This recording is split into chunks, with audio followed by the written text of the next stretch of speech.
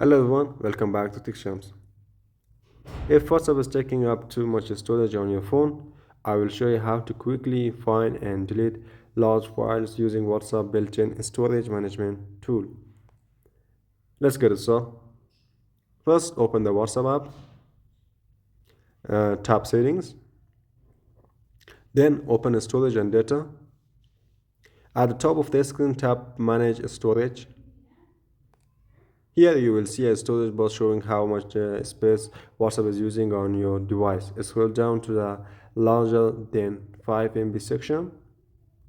This list includes large videos, documents, and high-resolution files from all of your chats, sorted by file size. And here tap Select. Choose the files you no longer need. Then tap that search icon to delete them and free up storage.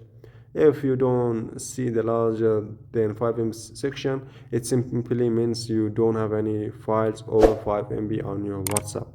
And that's it. If this video helped you, don't forget to like, subscribe to TechShams, and I will see you in the next video.